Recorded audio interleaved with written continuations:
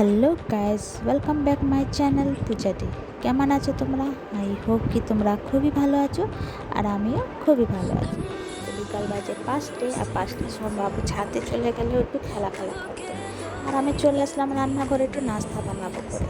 তো এই যে কড়াই বসিয়ে দিলাম, আর দিয়ে দিলাম রিফাইন অয়েল। ভালো করে গরম করবো।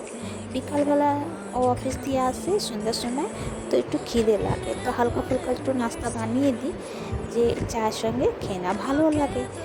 এই দেখো, এই যে চিড়ে, এই পাতলা পাতলা চিড়ে হচ্ছে, যে বসাতে পারে ওই চিড়েগুলো।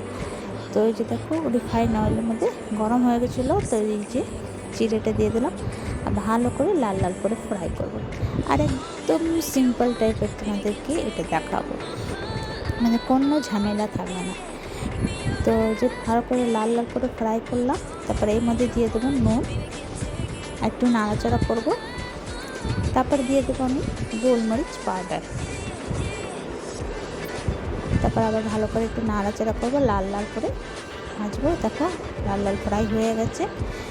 তারপরে এর মধ্যে দিয়ে দেবো মিক্সচার, তো ভালো করে মিলিয়ে নেব। তারপর ও অফিস দিয়ে চলে আসলো, তো অফিসের মিটিং ছিল, তো মিটিং মধ্যে যে নাস্তা দিয়েছিল 2 প্যাকেট, 1 প্যাকেট ও খেয়ে নিয়েছিল, আর 1 প্যাকেট নিয়ে আসলো, পেট ভরে গেছিলো তাই জন্য।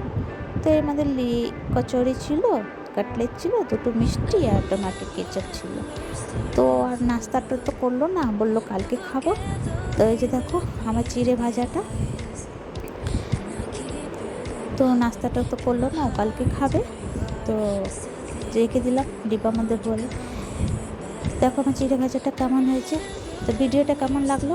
ভালো লাগলে প্লিজ লাইক, শেয়ার, কমেন্ট করো, সাবস্ক্রাইব করে দিও। আবার নতুন ভিডিওর সঙ্গে দেখা হবে। ভালো থেকো, সুস্থ থেকো, বাই বাই, টেক কেয়ার।